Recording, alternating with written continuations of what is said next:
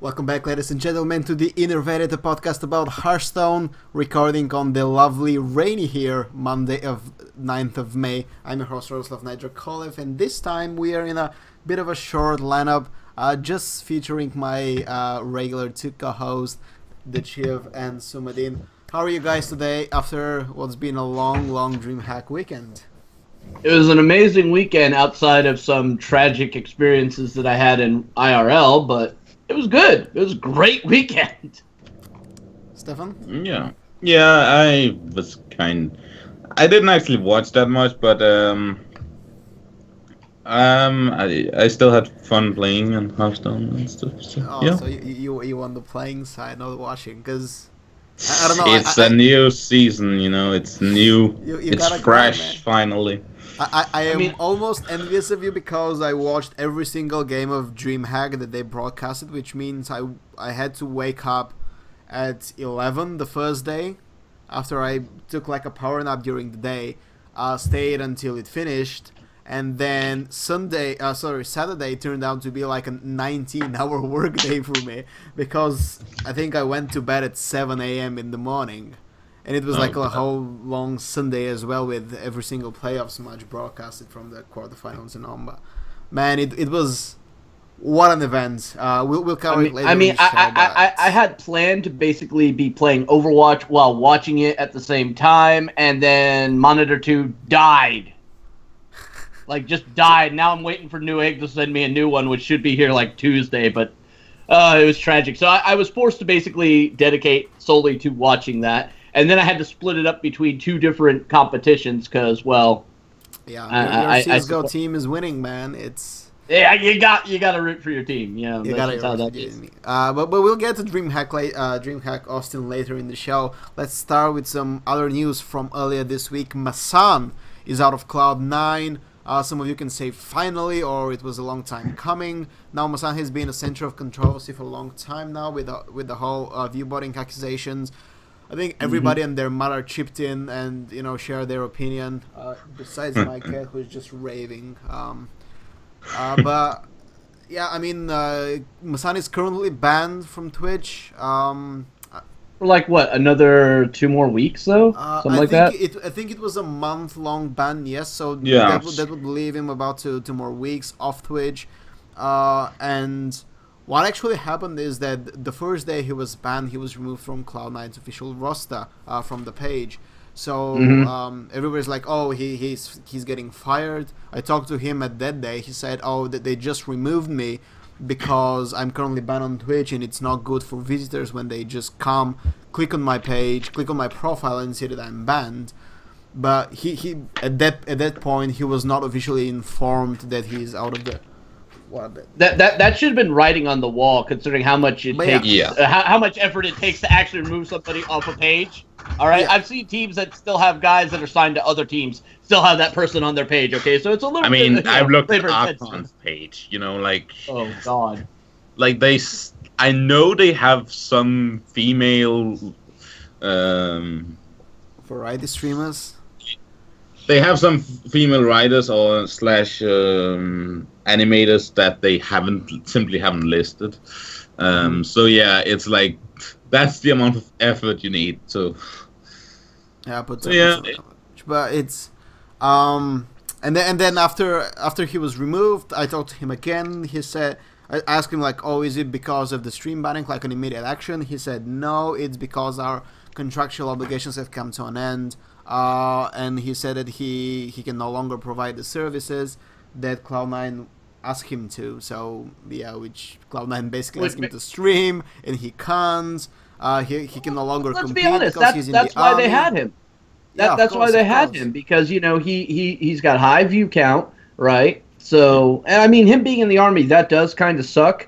But at the same time, events for I think like a year and a half more. Correct me if I'm wrong, but something like, because it's a 2-year service right there with South Korea, right? If I'm not mistaken. So yeah, compulsory service is still relevant in a lot of countries, and in a place like Korea, considering its neighbor to the north is always in a constant state of I'm going to drop bombs on you. That's basically how StarCraft players. That's basically what StarCraft players decide to retire to. So, you know, people with less controversies would be retired by their sponsors over this. And, you know, with Massan having all this load on him, it's no wonder that the sponsors probably just said, nope, you are not resigning that guy. Yeah, I mean, there's been a lot of talk, like, and I'm not going to name names or anything of that nature, but I've heard, like, a lot of players going, why is he still on our team? Why is he this? Well, you know? So it's like, there's an old, like, Southern expression, you know, you can't make stink go away, right? You know, you can try spraying whatever, but it's still going to be there. So once you have that stain of impropriety, it's always going to linger on you. Much in the same way, if you get caught cheating in a game, then you try to come back, it's still going to hang over it. I mean, look at Nyman. When he came back and won it, people were still giving him crap. Even though he deserved that win, people are still going to give him crap about it. And the same is going to be true about Massan. Yeah, so I mean, look at RDO as well, like another shining example of how long is the bad memory of the community, basically, because even though RDO won, like, approximately a bucket ton of events after DreamHack Summer and after the whole High Mom incident, like he still couldn't clean his reputation, like maybe half a year after the win, even though he clearly deserved it. He was not cheating in all these events, and now we're considering one of the best players in the world. But again, like the stench remained there for a long time, whether or not he cheated or whatever. But again, it's the same with Massan, whether or not he view bots. Again, I don't want to chip in. I know you guys think I'm pretty convinced that yeah, he's doing something wrong. Like he might be, but I think it's a pointless exercise to try to speculate. In all honesty, because it's something that Twitch would handle. If Twitch doesn't handle it, then I don't think so. But you would be wrong. Stefan, incompetency is rampant. I think the real, like, if we want to judge him on anything, it's drama management. Like, he has Archon level of bad drama management. Like, he hasn't handled it particularly well, and that's the real tragedy here. Like, the whole going off camera and having voice alterations, which just left him with even more vulnerabilities to accusations. And it's just like, you need to be much better at just handling these kind of situations before it escalates out of control, which in the case of Massan happened a while ago. Yeah, I mean, we're gamers, all right? And the Twitch community generally has a no fucks given policy on a lot of shit. But when it came to Massan, oh, wow, did everybody have an opinion and really wanted to, you know, just, like, put this guy on a stake and light his ass on fire. I mean, I've seen witch hunting before. I've seen it quite a lot. I mean, we saw Hosty and all this stuff. But when it came to Massan, oh, man, they went fucking full ham on the witch hunting. I'm not even kidding. Just burn more gasoline. They just constantly piled on. Now, was it warranted? Probably, maybe, sure, I don't know. I don't have all the facts, but I still think it's kind of a really dangerous thing to look at as community's sake. You know, if we're so willing to just flame broil somebody over a mere accusation with the flimsiest level of proof, then what validity do we have as being a community? There's an article I want to promote. A fellow writer of mine, we are colleagues over at PC Gamer. We both write articles there. He published something on splice.gg. His name is Shevik. You might know him from around. Like, he's writing really good columns here and there. Yeah, he does. Streaming as well. So and usually when we argue about things, we are usually, or rather 100% of the time, on the same side of the argument. So he published an article echoing a lot of my sentiments on the issue, and saying that it's not really Massan's fault per se. He might be innocent, but like a big part of the fault lies on the community for prosecuting him so harshly. But the biggest sorry, how should I put it? Like, the guy who we should turn to for protection and for validity of this is Twitch itself, because they're not doing anything to accuse or make or proclaim Massan innocent. Basically, they're doing nothing to address this issue. You know, their system. They should be regulating. They should be regulating the system where the top viewed stream is on the top of the page. As Shevik puts it, encourages actually viewbotting instead of prohibiting it or discouraging it. So there are a lot of issues that Twitch needs to address. So there, like, you cannot really stop the community from going on WitchCon because that's what the community will do, and you cannot stop people from viewbotting because, well, it's in a dishonest way, but it kind of works, right? It's cheating. But if you get away with it, why not do it? Like, fuck morality. I mean, we're going to talk about cheating later in a mini topic in the episode, but like sometimes, like if you on the path to success, there's no place for morality, really. So if you can't succeed, I have to agree. if you want to succeed as a streamer and you see viewbotting as an easy way out, why the fuck not do it? So again, I'm not saying if I can give you a million reasons, but yeah, sure, I can give you that, but like the cynical way is like, yeah, I'm gonna do it, right? Because sure, you risk a lot by becoming having your brand damaged if you get discovered, but like at least you get known, right? If you lie in oblivion, nobody's watching you, nobody's talking about it. That's even worse, man.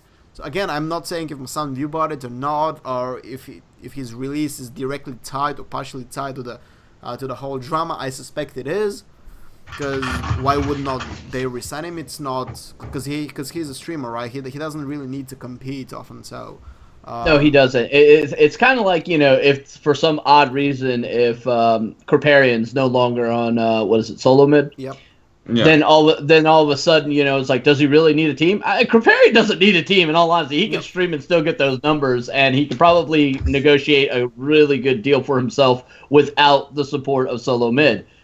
God's honest truth. But is Massan in that point? I don't think so. If it's true that Twitch revenue can sort out the view bots internally, then it will not be true. Assuming that he is view botting, then he will simply be over for him.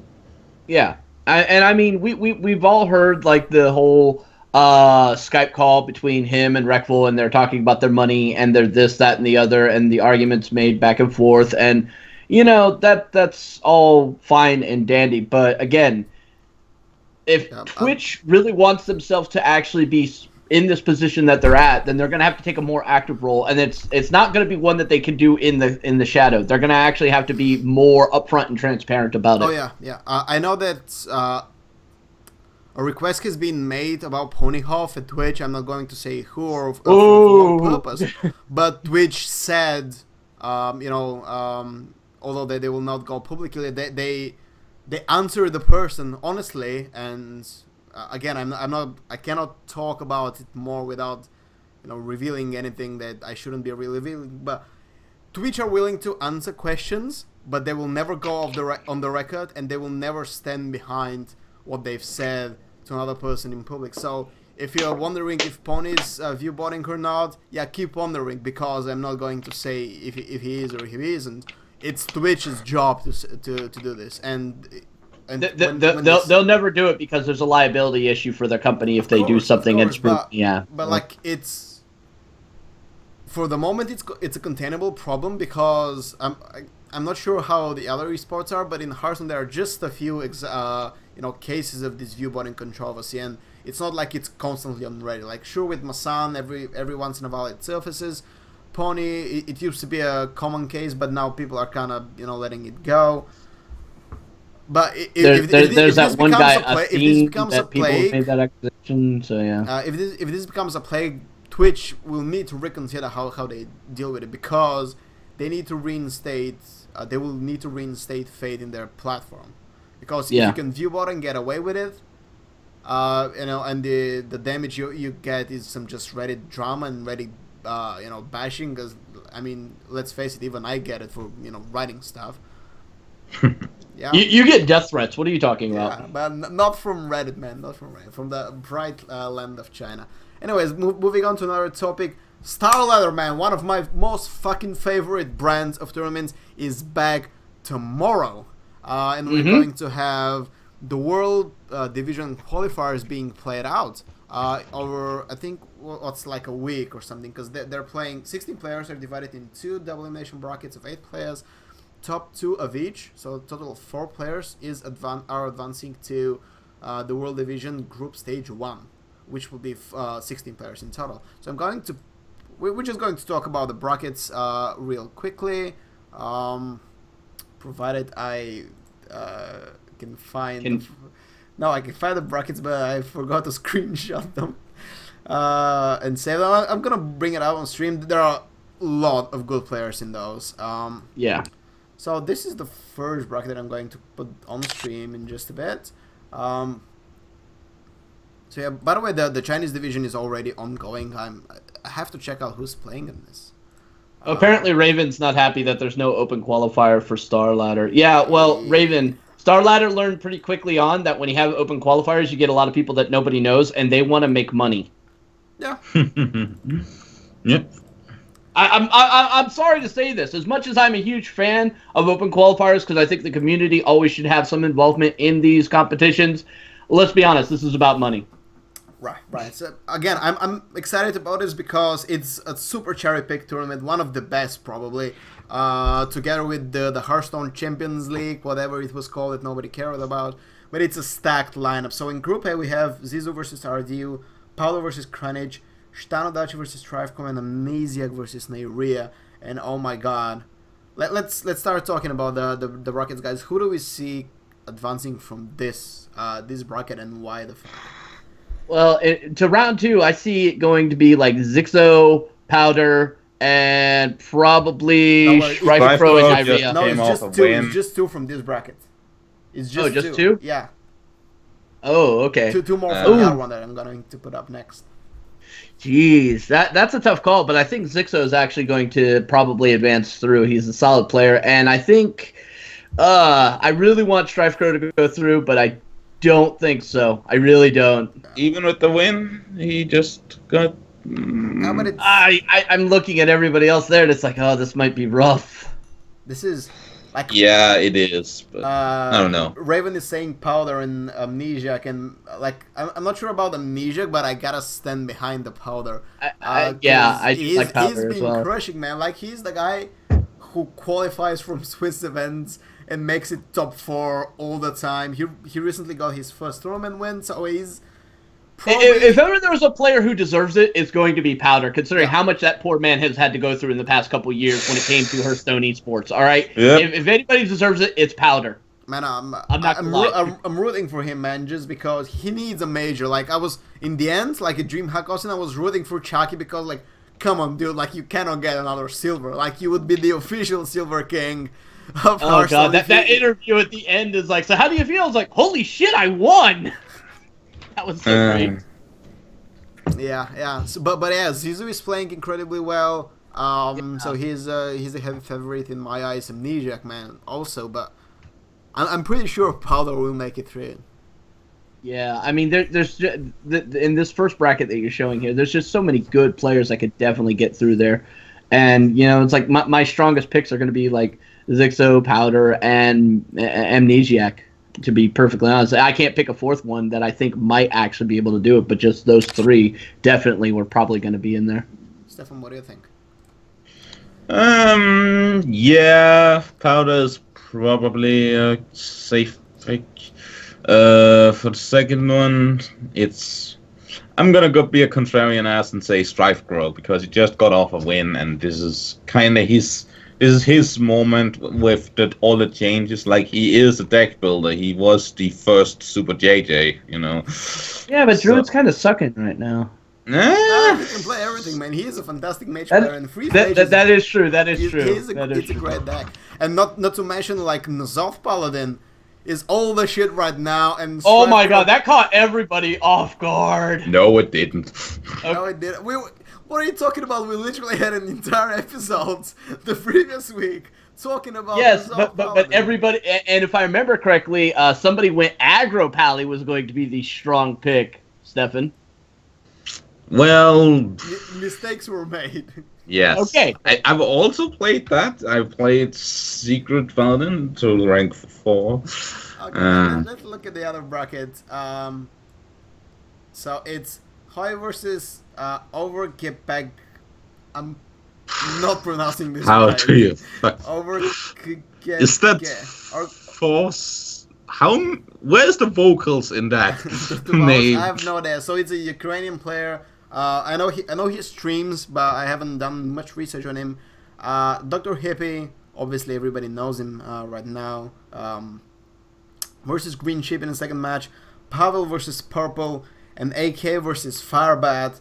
Now, despite the overs name here, this is might be the even more stacked bracket, man. Because we have like the bottom one here, AKA Wonder and Firebat. That's going to be the match to watch. Definitely. And I have to say, like, probably both of them will advance, like, in a perfect world in my eyes. Like, but that's a really tough call. It's a really tough call because, man, Purple, you can never count out Purple. No, you can't. And Dr. Hippie is a strong player. I think for Hippie, this is actually a chance to prove himself in an actual, super competitive environment. Because I'm not saying that his place at ACT Europe. Again, I know his achievement. I was about to say, wait a minute. I know his achievement, but like, this is against the players who have done and accomplished the most in Hearthstone, or at least some of them, right? Because like Hoy is a Player of the Year nominee from last year. We have Purple, who is an NH champion from last year. AK Wonder, who beats every single Swiss DreamHack that he goes to. And we have fucking Firebat that's going to be always the favorite in every single tournament from now until he's 50. So and you still got Pavel too, who is a solid player. He really is. Yeah, I mean he made top 16 at DreamHack Austin without doing Pavel things. Now, partially the reason, like, when you don't give your Dr. Boom through Sylvanas, it's kind of good for you. I think he knows it by now. But yeah, it's... So, guys' picks for top 2 here. I already said Firebat. Firebat, and since I'm always going to be biased as fuck, Hoy. I knew that shit was coming. But seriously, the guy, Hoy, is a really strong Paladin player. He's been playing Paladin for a long time, and right now Paladin's all the rage. Question is if he can transition from Secret to... He'll have to leave his favorite Hunter at home, though. Like, Hunter is not really good in this meta. No, but watch him make it work. Like he was not... Hunter was not good in the past meta, and he was still playing it. And watch as he owns with Call of the Wild. That card is amazing. I don't give a fuck what people say the problem is that it was the only worthwhile card they got. I know. Firebat is alright-ish, but it's like... Hey, he's a world champ. Don't talk bad about... Always be the first, but, you know... Always be the first. And as Firebat said, and the third, probably. But, like... Firebat, like a would be amazing if Blizzard... You cannot Blizzard updated the flavor text if were that to happen. Hopefully, but a tip for Firebat: you cannot be a world champion if you don't make it to preliminaries, man. Sit in your ass and start gaining some HCT points because you kind of need to get the preliminaries. Well, you read the Reddit article, right? It was like the Stan Cifka article all over again. Yeah. It was almost like verbatim in so many places. I was did you actually comment on this? Last episode? Minutely. Yeah, kinda. We tried to avoid it for some odd reason. There was other stuff to look at. Yeah. But anyway, so a total of 4 players will go and play against the invites, and the invites are Kolento, Surrender, Thighs, Oskaka, Stan Sivka, Dog, Life Coach, Super JJ, Cypher, Jab, Nyman, and Orange. Now, I don't know. That's a stacked fucking group right there. Everybody here is stacked, but I don't know how they're choosing who to invite and who to qualify. Because like you would think, it's based on previous StarLadder performances, but now Nyman is a first timer at StarLadder, so I don't know. I don't know how they're picking it. I just know that I'm gonna watch every single match because StarLadder put up a great show. Let's hope this time Cypher doesn't get screwed over by a disconnect. yeah, probably not gonna happen this time though. Although there were quite a few disconnects at DreamHack Austin. So, there were, yeah. But anyways, speaking of DreamHack Austin, because we've been dropping the name here and there for the past, 30 minutes now. Well, it finally happened, the first DreamHack on North American soil. Chiv, you're probably ecstatic because, yay, freedom! You guys won, Shaki won, finally, after 1 year of chasing the championship and finishing second or top 4. I'm just happy the memes are dead. The memes are dead, man. Like, every single meme about Shaki should now be buried, both for him being a second place finisher and being an aggro player. So seriously, stop mislabeling the guy. He's a fantastic control player. He's proven time Oh and my time God. again. He can play priest very well. He plays freeze mage like a god, and now He played paladin like he played invented paladin, it. like, I've never seen him play control paladin. He brought it and he played it to perfection. Like, Oh, yeah. seriously, go watch the series against Uskaka's Druid, because this was fucking tense. It was. It But- really was. But yeah, so we got on all US finals. Chucky playing Terrence M in the grand finals. But yeah, what an event, man. Chiv, I'm gonna give you the mic for a bit because I know you're super excited to talk about NA beating EU. Yeah. Well, I mean, your I've thoughts been on the event overall now that you're. I thought the event was really good. They had a really good set of casters there, and props to one of them, specifically Nimsh, for stepping up his casting game. He's been kind of like dropping the ball in a lot of other events, and he's been getting called out for it left and right, especially on this show here. But I can honestly say he did step it up quite a bit. And of course, you know, Noxus was there. We had Lothar. We had like all the usual suspects showing up. And just all in all, the casting was pretty good. We got to see some really interesting text. We even saw a Cthulhu deck in that damn game. So that was actually kind of fun. Astakaka bringing in some of the most craziest shit I've ever seen. Yeah, like he a double... Ishar Nzod Druid.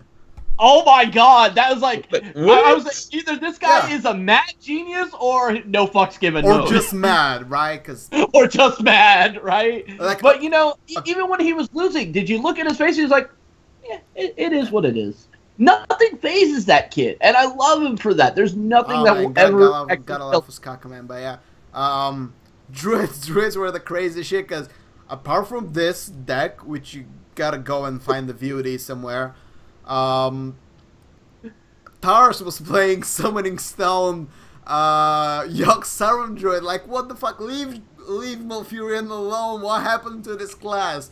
Why is everybody like basically shitting on him? Like, you know, guys, every other. Hey! I don't think you can say shit on him considering he made it to the finals. Let's shit on Malfurion. Let's say how far we can stretch this class. You know what? Triple Algot. Quad Algot. Trump's like, been playing that on stream. I could not believe some of the shit, because Tars was playing Nyman in, I think, round 1 or round 2. It was certainly early on Friday. And, you know, Nyman is bringing his signature decks, you know, with a freeze mage. I think he was playing control paladin as well. And Tars is coming with his Summoning Stone Druid and just shits on Nyman, like he destroys him. And I was like, what the fuck is this? And then there was a post-game interview, and there was like, yeah, I know the deck is bad, but I play it well, so I gotta win it. So this is why I'm rich. Like, yeah, man, this is why you fucking deserve all applause and admirations. So kudos to these particular guys for bringing the weirdest shit I've ever seen. But I mean, there is a strategic value in bringing an off-meta deck into an event like this, because everybody is basically always designing their decks to what to counter the strongest set that's going to be out there. If you bring something they've never seen, they're not going to know how to fucking counter that shit, so you gain an immediate advantage. But the question if is, it's not a good deck, it's not a good deck. Do you beat the strongest set out there? Because I saw those plays, and even with the most amazing setup, you still wouldn't win against Doomslayer. Uskaka could have beaten Chucky if the Ragnaros had more time, you know, the correct target. Because for the longest time, Chucky was sitting on 7 HP versus Ragnaros and just spamming the ball with tokens, hoping that the RNG absorbs, you know, the Rag shots. But if the Rag had hit his face, he would have been dead. Right, and Uskaka would have been in the playoffs instead of Chucky, because Chucky finished on the 15th spot or something like this from the Swiss. So According to Skaka, this is probably the best deck in the format. So again, I'm not sure if he's correct. Like, I'm kind of inclined to trust Uskaka when he talks about Hearthstone deck building, because he's slightly better than me. I don't know. Like, it seems like it's a like the problem is you're going up against the meta where the best like you're playing a lot of 1/1 tokens, but you're going up against the meta where the best deck plays Mad Scientist like it's nobody's business. Not Mad Scientist, Wild I was about to say, Wild it's like, what, did we time travel back a month? No, like Wild Pyromancer and Doomsayer, and you don't have the burst usually to deal with the Doomsayer, or they'll just wipe your board with the free spell they have. Yep. Yeah. So I mean, I in all honesty, I thought the deck was kind of innovative, but in view of like the N'Zoth Paladin, it had no chance in hell. I have to look at it more closely, but because I don't think that they published it anywhere. I'll have to check Skaka's Twitter if he tweeted it. But it's very possible that this deck is just ahead of its time, because we've been there, we've seen these decks before. Like you're like, oh, this is too wild or too risky or too unpredictable, and then it ends up winning, right? Again, I'm not sure where this is going, but I just know I need to see more games, because it looked fun, man. Like playing two gods in a deck in Druid most of all, which is not really known as the most control class. I mean, who the fuck knows? Yeah, I mean, the only time I've ever seen two gods come out of a deck was when I was playing Paltros in a Cthulhu priest deck, and then I got Yasarj off that. I was like, oh, that's great. And then I pulled your Cthulhu. Yeah. That actually would have been good too. You know, go for the quad god setup. But no, it was just one of those weird scenarios though. But I don't know. I think he might either be like just on the cusp of genius here, or maybe he's making a shot in the dark and it didn't quite land. So it's going to be one of those wait and see scenarios. But I liked what I saw. It was really innovative, and I tip my hat to him. I really do. It was really nice to see something innovative rather than the same copy paste that we saw in a lot of these other deck designs. Yeah, a lot of the meta game was, I don't want to put stale, but yeah, it kind of was. It kind of was the same 4 or 5 things over and over again. At least what we saw stream, because obviously Miracle Road to N'Zoth Paladin and the occasional Shaman. Control Shaman. There were a couple mid-range Shamans that did relatively good too. Yes, I think both the Frenchmen played, who made top 16, they played Temple Warriors and mid-range Shamans, so kind of going off meta. Well, you kind of expect this from the Frenchmen, because we've said it in the past, they're kind of an isolated community and they play by their own rules, but hey, 2 of them made it to the freaking top 8. Yeah. That's all I gotta say. Right, both of them made it, or just one? Both Vince and Otimian to top 8. Nice. So yeah, they were playing Temple Warrior and mid-range. I'm doing quite well. If you guys are looking for a deck list, we have every single one of them from the top 16 on ghostgamers.net /Hearthstone. It's on Reddit as well, so you can access from there. But yeah, again, it's the meta. It's kind of slowed down now. Like a lot of before League of I forgot the name of the new expansion from Whispers of the Old God. Old Gods was released full, and even after that, people were looking, oh, Belcher is gone, oh, Zombie Chow is gone, oh, Healbot is gone, so Control will be weak, and Nagru will reign supreme. But it wasn't really the case, because again, a lot of the tools that those acros needed also went away too. Zoo and Shaman were the only proactive minion-based decks in the whole meta. Like Druid was never to be seen. Hunter, nowhere to be seen. What else is there from the other classes? No, nothing. Like these are much. Like Temple Mage gone. Temple Mage does still exist, but it's not as strong as it used to be because it lost the Mad Scientist, which was such a huge tempo play for it. So, but we do still see it pop up here and there on ladder. They tried a cold sorcerer without Cthulhu. I'm not sure if that's the way to go, but I've tried that and it just doesn't feel right. It really doesn't. I mean, it's like, oh, I'm putting a 3/2 up here, but I'm already running 1 3/2. What do I need the second 3/2 for? Yeah, dying to Rogue even more. Yeah, exactly. You know, and it's nice to see Miracle Rogue getting a comeback too. Oh yeah, Miracle Rogue has been, I think, the big story, because Again, a lot of people proclaimed it dead after the Blade Flurry nerf, but it's... Miracle Rogue never needed that. That's like, that was not what Miracle Rogue was driving on. It was driving on concealing and cold-blooding and when cleaving. But the reason why they abandoned Miracle Rock in the first place in favor of Oil OTK was that all of its key components it was more were consistent. nerfed, right? And it was more consistent the other way. Yeah, so. again, like when Gadgeton was nerfed and when Leroy was nerfed, like you could no longer deal the double Shadow Step Leroy combos to kill opponents, and people saw like, oh well, oh Rogue, it's not an OTK, but I can kill you over 2 turns, which is still good. But now Miracle is doing basically the same thing, right? That they can no longer OTK you from 30 or whatever. But they are. But that was not what drove Miracle out. Like Miracle died because of Shredders. Like they died because of minions that was way too resilient to be removed through spells. Like there's no spell in the world that can deal with Shredders. That does not count. So it was these resilient minions that dealt way too much damage to Rogue's face, and also that was why Miracle didn't die until the launch of DVG, even though Naxxramas was literally all anti-Miracle. It really was. And you can also feel it now that those anti-Miracle Rogues cards are gone, because holy shit, I miss Lofeb, and that's not just for Miracle. Like the real missing card that is gone from the meta is Lofeb, because a board is no longer gonna escalate immensely because you suddenly lose your board clear to a Lofeb. Suddenly you actually you're not concerned that you're not gonna be able to clear the board next turn, and that's kind of what I think has driven the control meta. No, he's absolutely right, because there were many a times where it's like, okay, I could deal with this board, and then all of a sudden here comes Loetheb, and you're like going, I lose. Yep. Like against like Freeze Mage, when Loetheb came down at that later stage, right when they were trying to go for the win, they're like, oh, I fuck. That was the general consensus right there. So. In my opinion, he is the biggest loss from the standard rotation, and I was considering writing. I am probably still going to writing an article on the losses from standard and which cards will be missed.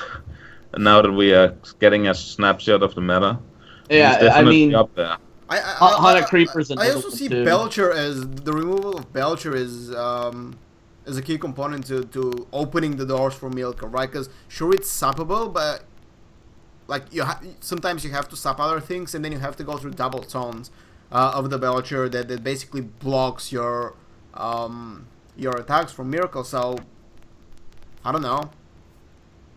Sure, but I mean, there's still other stuff out there like Feral Spirits and et cetera, that can also do those same things, but those are very class specific. I mean, there was no universal answer.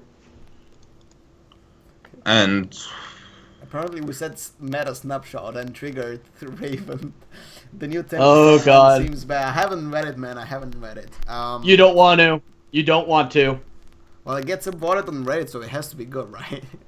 No. But anyways, yeah. Nizal Paladin, I think, still the biggest winner of the whole tournament, despite the banning of Shaman and Zoo in every lineup, because I mean Chucky won more or less based on his Nizal Paladin. Very interesting list, by the way. Again, we have it on ghostgamers.net, so go check it out. But he's running double Ragnaros, no lay on hands, double Kodo, things like this, like no infested torrent, just one Solemn Vigil. So it's a very tech list, I should say. Like I think he runs I'm not too surprised. Like Lay on Hands is a card that I also recently removed from my Ensoft Paladin, because that card, holy shit, it's specific. Like it's good against basically mid-range. It's way too slow against aggro, and against control, it's just, well, I'm gonna fatigue myself 7 more damage with this. So it's too slow for aggro, it's too fast, it's too draining for it's a huge tempo loss. It is a tempo loss. Let's not argue that. It's like, oh hey, I'm getting 8 life back and I'm drawing 3 cards, but guess what? My opponent still has a board of 15 on there, so I mitigated down You to could 7. do it worked because you have a weapon usually, and that's kind of what's driven Paladin. But it's just now that everyone else is also playing Control, you kind of don't want to draw that many cards that fast, and definitely not at that stage of the game. Like he's been a perfect replacement for Lay on Hands because you can when you play it will usually heal your face. Right, that's 90% of the time this one's going to happen. Then it's going to kill something because it's a fucking 8/8 body, and it's a trade you have to.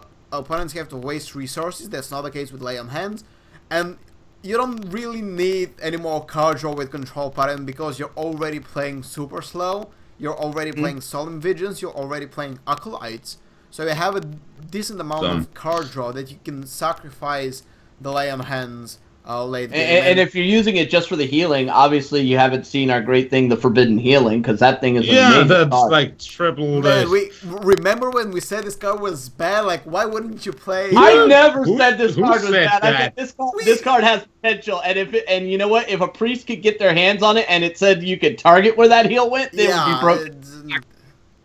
Who said that? Like 20 I heals. remember we were like, oh, why don't we play Holy Light because it's 1-to-3 ratio instead 1-to-2.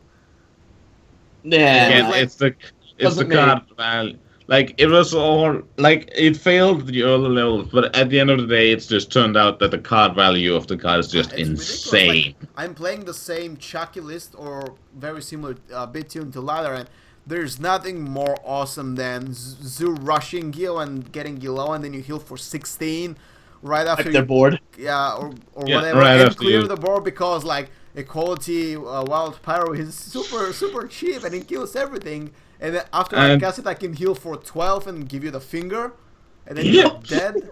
And it's like, what? Yeah, I mean, with the humilities and the outdoor peacekeepers, you can mitigate all their bigger threats to where you can get to those turns. It's a really solid deck. And that's also why Shaman kinda has, not dominated completely because Paladin's like, should I humility, Aldo, Pyro Equality? I'll go with cannot steal my secrets. There we go. Like they have all the answers to that 4-mana 7/7. They really do. You know what? I'm really surprised when it came to DreamHack, and this is something that Raven said in the last episode, is that this N'Zoth Paladin is so strong, it's going to be extremely hard to counter, that this is going to be like the auto-ban pick for a lot of people, and it didn't happen. Like, nobody banned Paladin. Nobody. Because you think you can beat control matchups are easier to predict. You think you're gonna have the tools to beat it, whereas an aggro shaman is more hit and miss based on whether he gets his cards or you get your cards. So I can understand why people think I'm just gonna take the battle, and holy shit, I should not have taken this battle. You'd be. I mean, Chacky literally sweeped with it in certain matches. Like it was like, wow. I think you should have banned that one. And then there were times where it got destroyed, and he was facing really bad lineups, and he was able to just clear through it. So I mean, it's kind of hard, but.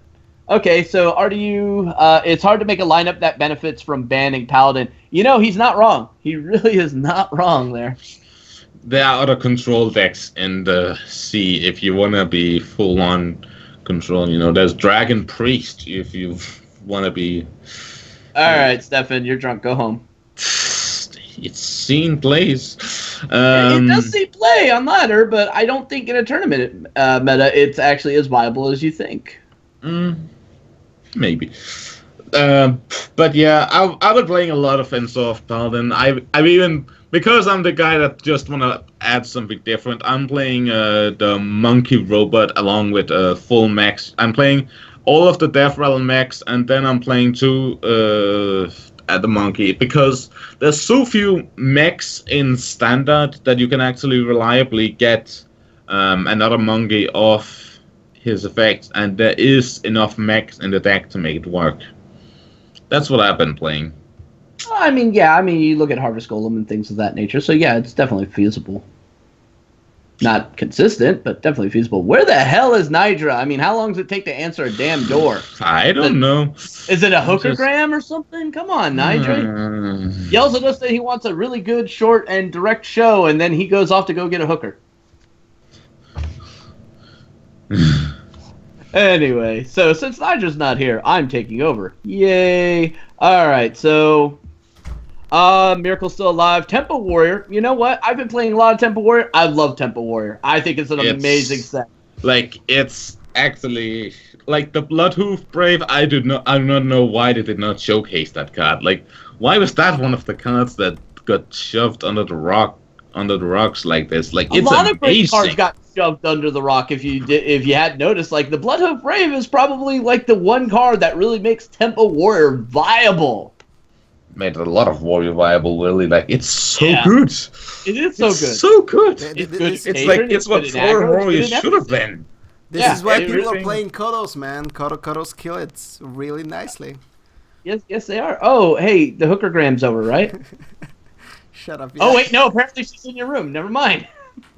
But anyways, I want to talk, we're still on DreamHack topic. I want to bring up 2 additional talking points that kind of really exploded for a while there on social media, and one of it is the disgusting bigotry that went viral in Twitch chat. Every time Terran Sam was on stream, like, guys, what the fuck? I saw some shit that just made me fucking angry, and I live in the South, and I won't tolerate that shit. I think, like, we're not in the States in early 19th century where we can, you know, make such I'm not sure you could even talk about it in that way in the 19th centuries. Yeah, I mean, I'm sorry, this isn't fucking, 1950s, this isn't 1930s, this isn't fucking, Civil War era time. You don't know. No, alright, he's a fucking human being. If all you can see him for is your color, please, do me a favor, go get a box cutter, cut your fucking wrist, and cut your goddamn dick off. Just in case, the death doesn't fucking set in, you don't fucking breed. Yeah, it wasn't just the boys either, because, we saw a professional Hearthstone streaming personality actually make a comment that seemed very racist, and at the end of it says, I'm not racist! No, yes, you are! Don't make a Bible thump next to that statement. Like, don't use Twitch chats next to such a statement. That's just... I mean, I thought it was bad when Applejack went on a fucking, I'm going to take as many drugs as I possibly can and say that one specific word like 20 some odd times on stream, but this was fucking way worse. Holy shit. Like, it's, apparently Raven was adminning the chat, and now Toes the Badger was also adminning, and she had to weather the storm. She told me that Terrence M's family actually watched Twitch and saw the chat, so this couldn't have been super pleasant for them. No. And now Toast will be publishing her statement as on GGNet tomorrow. Maybe, like she told me she'll give me something today. I'm gonna look at it. Probably release her words on the side. So, but again, like, it's as Raven points out, it's absolutely true. It's so easy for people to be assholes in the most obnoxious and disgusting way when you cannot put a anonymity face of the internet. when you cannot put a face next to the nickname. And like, I know it's somebody will say, oh, why are you even commenting? It's the nature of the beast. If you don't like it, leave it. No, it's no. You know what? Because the nature of the beast needs to be hunted and killed. Absolutely. Like, you cannot really look at something that's pathetic and just toxic and say, well, I'm just gonna go away and ignore it. Like, this is not how you shut down this behavior. No. And this behavior needs to be shut down. Will it be? No. That's the sad truth, that people will still be racist assholes or sexist assholes. And I know that saying this, we can actually come out as a bit of a hypocrite, because this show has been anything but politically correct in the past. But we do it in a form of comedy in order to show exactly how fucking retarded this shit is. I don't think we've ever crossed the line between, cynicism and dark humor and bigotry, right? Where Twitch chat was. No, it's mostly just casual talk about pedophilia, animal loving, and the occasional making fun of the Holocaust. which in its own way is anti-Semitic, but fuck it. Yeah. We're not politically correct here, but yeah, racism is kinda... I'm not flying the banner of SJW ever in my fucking life, but I'm not going to tolerate ignorant fucking racism either. Yeah, yeah. So, but it's not like Raven is saying, oh, it's because that Hearthstone doesn't have a lot of black players, but it happens with people of other races. It is the true, actually. Right? It's that there are not a lot of players, but they're not as popular as like the white players, obviously. I'm or saying being stream, right? But it's the same thing when there's an Asian player playing, right? And it's the same. Oh, who is this Trump guy? Is this Hamas? Is this Hmong? Like the same joke that Asian people look the same. That's never been funny, and it's certainly like even less funnier now. I mean, I've seen some really horrible things on that when, like, matter of fact, when Eloise was playing, it was like, why isn't she making my iPad? I about fucking cried when I saw that. I was like, wow, really? I mean, I understand where the joke is, and I guess if I was, that stupid and fucking inbred, I would find it funny, but it wasn't funny at all, alright? Whoa, you're playing to a stereotype. Yay! Fucking idiots. It's... apparently players like imagine when you guys say ignore, like just imagine, as in the case with Sam, his family is watching, and let's say he has one of the few parents in the world that actually support their kids' gaming career. I don't know if that's the case, but if they're watching him play in DreamHack, that it's probably the case, and then they see that he caters to this community, like he's part of this community. What do you think? Like, how do you let this your son, go to events and compete when he will be met with bigotry and pathetic racist comments? Like, this is not good for anybody. It's it's not. And you know what? He's actually experiencing the same thing that a lot of athletes back in the 40s and 50s experienced. And what did they do? They went there, they still performed, they dominated, they set the fucking standard. And you know what? Terrence, I love you to death, man. I hope you keep on doing good, man. Oh, yeah. Fuck these little bitches. Yeah, but what I really think they need to start doing is, and this is something I think Twitch needs to embrace. Have you ever seen the movie Jay and Silent Bob Strike Back? Yeah, of course. Have you ever watched the very end of that movie? Yep. What do Jay and Silent Bob do? Everybody who talks shit about them in that forum post, they went and beat the shit out of them. That's what fucking Twitch needs to do. Hire fucking big-ass goons to go find these little fucktarded little basement-dwelling trolls and beat the shit out of them. You know what? I'll volunteer free of charge. Just send me where I need to go. I got a shotgun, I got a baseball bat, I got barbed wire, I got brass knuckles, I got enough fucking instruments of pain in this fucking house that I can do this all up in a fucking year's time. I got the time to spare. There's no place kind of bigotry ever in any society. I don't give a fuck just because it's on the internet or gaming. It does not need to exist. And if I see it and I know who's actually fucking doing it, I'm gonna break your fucking legs. Okay, so another talk. You were keeping the chat engaged, so we're back, guys. I'm hoping. Let's see if that's actually the case. Waiting for stream delay, but I hope please let us be online. Yes. Woo-woo! It works. So sorry for this small intermission, guys. Power outages Small? are a real thing, guys. Small? Like I said, like 15 minutes for my PC to restart. 12 of those include Skype loading. So thank you for this. Dude, the chat even thought that like the KKK just DDoSed us. Okay. Like it's so easy to blame it on the Chinese now. Like, what, they finally got me, man. Like they finally did. And we're not even making fun of them for their bullshit today. No. Anyways, we're starting the topic back where we left it. Stop being racist bigots, guys. Yeah, when you were told to listen to Trump, we didn't mean that one. No, yeah. Okay, first of all, he's not that racist. He just doesn't like people taking advantage of America. Anyways, don't get me wrong, I don't support him either. I want to move on to another topic before we close the show, as we said before. The stream got out. It's the issue with Insanity, one of the guys who made it to top 16 in DreamHack Austin, being accused of cheating. Now, there are a lot of issues I want to touch here because the topic is interesting, but not for the reason you might think. First of all, the accusations were brought on Twitter on May 8th, which is Championship Sunday. So kind of a bit too late. A little late to the game here. First, there was a tweet made by Redwall420 saying, by the way, Insanity is heavily suspected of cheating by exploiting the fact that people didn't take screenshots and calling admins. To which another guy called Bloody, who was also competing in DreamHack Austin, said he cheated me and APX Void, who is a player on Hearthlytics. He played 2 games of Shaman against me, then when I won, he lied and he said he never played it. Now, as I said, this topic is kind of interesting, but not for the reason you might think. And one of it is how it was brought up and addressed. So let's start with Bloody's tweet, because it's a bit way too convoluted for something that's bringing up serious accusations towards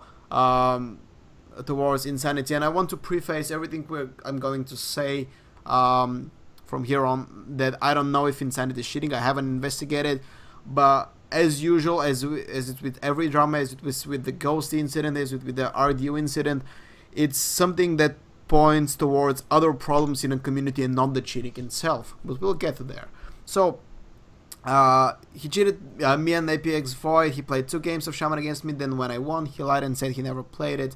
That's Bloody's tweet. So let's break it down. He played 2 games of Shaman against me, which there shouldn't be any issue in that unless the Shaman lost, and then he requeued it because it was last hero standing, and then, which then sets the question: how did you not,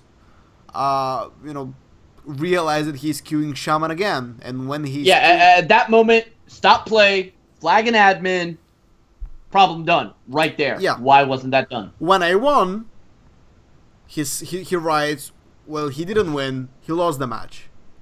Maybe he means he won the game against Shaman, which in that case, okay, but again, it's a bit too unclear what Bloody's saying. He lied and said he never played it. Lied to whom and said he never played it to whom? Like, was an admin? Well, unfortunately, they were using the Battlefly system for doing all the reporting on this, which I think is a little bit considering it's a live event. You should have had an on-site admin entering in all these results, not letting the players enter them in. That's always my preferred methodology of doing any kind of tournament of this scope. But, okay, so, yeah, if you're not taking a screenshot, at that point, the fault is always on you because you have no proof to signify that, yes, this is how it happened. So he who reports that there is a problem without any proof is not taking with any validity. So, lesson to be learned here, always screenshot, video cap, whatever, when you're in a tournament, all right? Because you're going to run up to assholes who are going to try to go for this cheap win. We saw it back in the days of Mana Grind. People try to do that shit. I see it every day, every week it goes to Capio, man. Like, people try to cheat. And our system is designed such a way that you cannot report a result without a screenshot. Because then when somebody comes to me and says, hey, Nydra, this guy is cheating against me. Can you do something about it? I can go and see what screenshots have been applied. And if one guy is applying fake screenshots, like a white screen or screenshots of his penis, like, yeah, you're probably not, legitimately deserving of a win. And by the way, taking screenshots was not in the official rules of DreamHack, which is probably a mental note they have to take to include it in the rules to prevent these kind of things in the future. It's an oversight, but yeah, it's a learning process. But like, it could be an excuse for somebody that has never played a game of competitive Hearthstone in their life. But this is not really the case with APX Void, Redwall, and Bloody. They're kind of in the competitive community, so they know that the tricks which players will try to use against them to win unfairly. And knowing the fact that Hearthstone doesn't have a system where you track games like an in-game history or whatever, there's no tournament client. It's very player policed game, and you should know this. You do know this. So if anytime you get fucked over by this small technical detail, that's entirely on you, man. Like, I'm sorry. It truly is. If you got cheated, if that's indeed the case, again, I'm not saying Insanity did or did not cheat. I don't know. There's no proof at this point. Like, you cannot provide proof he cheated, so your word is as good as Insanity's. But like, if you got fucked, it's entirely your fault, man. Like, it's so easily preventable. It's one of the easiest things to prevent. It really is. I mean, you have to be proactive and also be following what's going on. If you're not being proactive, if you're not keeping track of what's going on, if you're not taking that vested interest, then really you have no ground to stand on. If you thought it's like, oh, I'm just here to play my games, okay, cool. But you have to verify your games. If you're not verifying your games, get the fuck out. Yeah. The bigger issue is, why is this being brought on 2 whole days after the whole incident allegedly happened? Because Bloody and APX Void both played Insanity on day 1, which is Friday, and the tweets come on May 8th, once Insanity is already in the playoffs. So, and it was like, Bloody, and I have a big issue with how Bloody dealt with the whole thing, because first of all, if I get cheated in the event, I'd be fucking pissed and try to find a solution, you know, as fast as possible. He's talking about it 2 days later, only as a response to somebody else's tweet. Like, he's not actively tweeting about it, like, oh, hey, you know what, like, this guy is maybe cheating, you know, like, on the minute it happens, right? Because it's not like you're eliminated in round 2, right? So you still have vested interest in the fucking tournament, that you should alert admin about, like, an improper behavior from a player. Like, why are you talking 2 days later? It's no admin in the history of admins will make a retroactive decision to ban a player who might not have been cheated 2 days earlier in the fucking Swiss round. Like, what do you expect? Like, what's the purpose of those tweets? It should have been done right away. And you know, I have to ask this. You know, why didn't, if this is what happened, why didn't APX Void do anything? And he actually retweeted Bloody HS's tweet about it. He did. So why, I mean, you would think a professional Hearthstone player on a known and respected team would have actually taken these steps and done this. Why wasn't this done? To me, this kind of feels like I lost, I'm a sore loser, and I'm just going to throw a hissy fit. But, I mean, it is kind of funny because there's a lot of people involved in this, and these actions weren't taken. Now is this one of those things like, yeah, I did get cheated, and I didn't take action, I kind of feel bad about it, and maybe, hopefully, I could do something to, you know, there is no redemption at that point. Like, if you don't take action right then and there, you're fucked. Lesson learned. Like, I don't think Bloody realizes how much damage he's actually doing to a lot of people with this tweet. You know, same with Redwall, sorry. But again, he's not blatantly accusing, you know, Insanity. He says that, you know, he's heavily suspected of cheating, not by himself personally, but by other people. Like, this is in 140 characters, you're damaging a player's career and brand. Deservedly or not, it doesn't really matter, but he's a guy who's on stream, one of the biggest tournaments in the world. He's, you know, a lot of thousands of people are watching him play, and you're using this in combination of your, you know, maybe being a sour loser or something like this, as you said, Chiv, to basically attack him publicly, you know, at the wrong time, at the extremely wrong time. On the word other is hand, cheap shot. It's a cheap shot, is what it is. It's a fucking cheap shot. At the same time, this is damaging to admins.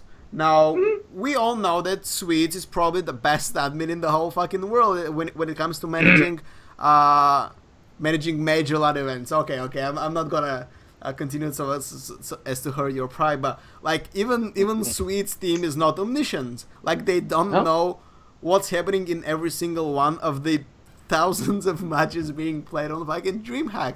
Like, and it's so easy to convert this to like, oh, incompetent admins let a cheater play top 16. Like, this is one Reddit title spin away from destroying both DreamHack and Insanity in a sentence. It really is. But I mean, you know, as an admin, and I've been in this situation many a times before, there are going to be times where you're not going to be able to cover everything. There's going to be times where things slip through. This is why the players have to be proactive in it. And I'll tell you, as an admin, you come to me with some bullshit and you got no verification, I'm going to tell you to kick rocks. Get the fuck on. Yep. Like, if you get cheated, that's on your own. It's your own fault, man. It's as simple as it is. But yeah, like, to me, the how it was all brought up was so bad, so mismanaged and so mistweeted. Like, I mean, I can kind of forgive them because these guys are not experienced in, you know, dealing with this sort of things. But like, I've seen multiple times careers getting destroyed. Like, I'm almost happy this didn't pick up on Reddit, right? Again, regardless of Insanity cheating or not, as I said, this is witch hunting is super real there.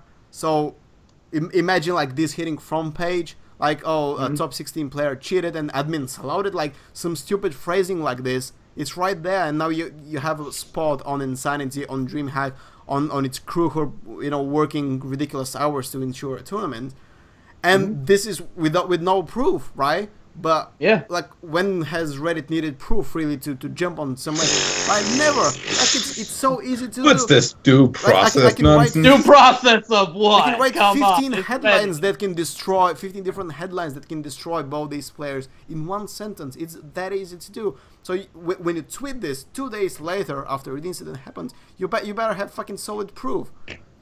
I mean, Reddit's no better than fucking 4chan on a good day. Let's be fucking honest. Yeah. You know, and you have to remember, like, really, because I know people like to witch hunt and they like to prosecute and banish people. So again, I'm glad this is not happening here. But you have to remember there are always two sides of the stories. Like, I tweeted on Sunday or Saturday, it might have been that, oh, it might be a good. Well, it must have been on Sunday because it was tweeted on Sunday there. Or it might be a good idea to put this into an editorial, like expressing all these things we kind of discussing right now into a piece. And then, like, 15 minutes later, Impact messaged me and said, well, Insanity did not cheat and his accusers are liars. So, like, yeah. Again, Impact doesn't have any proof. But again, it's like the he says, she says, situation. And I know Impact. He's not one to basically make some bold ass statements like that because he's pretty much a chill guy, high as a kite. Because here am I, putting the mask of a Redditor. Well, Impact was accused of cheating in Yu-Gi-Oh! So, well, of course, one cheater will support another cheater. This is so easy to do. Like, I'm not even trying hard to slander somebody, right? And I'm doing it from my bedroom while my cat is raving and destroying my property. But again, and while hookers are in there cleaning your house, apparently. Yeah, that's exactly what's happening, right? So, moral of the story: stop being stupid and look for your rights when you're playing in big tournament. If you got cheated, it's your own damn fault. Yeah, I mean, I think we gave this way too much time. It should have just been, you didn't take a screenshot, it's your own goddamn fault. Move the fuck on.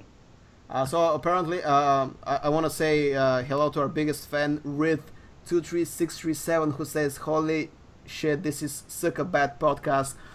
Thank you, man. Your grammar is amazing as well. So I hope you tune in next time as well, which will be Monday. Oh no, sorry, this is a small announcement. We will be moving the podcast to Tuesday, same time though, because we will have Gosu Cup EU each Monday starting May 23rd. And we're working on the NA one, considering I will not tolerate... You're considering, right? So... I will not tolerate Gosu only supporting the EU. You will support the NA, whether I have to get off my fat, lazy ass and admin it myself. I stayed awake during the evening to cover DreamHack Austin, your biggest LAN event in NA ever, so... Only LAN event in NA. What are you talking about? Podcast. Suck a bad. That's gonna be our new tagline. Suck a bad podcast. Suck a bad podcast. You know what? Like, suck a bad. It's way better than suck a bag of dicks. Like, suck a bad podcast. It's eat a bag of dicks. But let's stay on point here. Okay. So, and the on point is that this was the show for tonight, guys. Thank you so much for joining us. Most of all to Rith, our biggest and truest fan. Follow us on social media. You can find Sumadin at Sumadin, who's yawning. Don't yawn. You can find the Chief at LG_the Chief, and you can find me at GG Nydra. Follow our work at ghostgamers.net/Hearthstone. Find the episode on YouTube. Just look for Ghost Gamers AHS. You will find all the episodes there. Come join us next Tuesday. Again, a reminder, it's not going to be Monday, it's going to be Tuesday. Same time though, 9 p.m. European time. I'm glad you enjoy. I'm hoping you enjoy the show. You will find it on iTunes as well. So go search for Ghost Gamers there, and we will see you next time. Hold on, Nydra. One last thing. What? Suck a bad podcast. Suck a bad podcast. Yeah.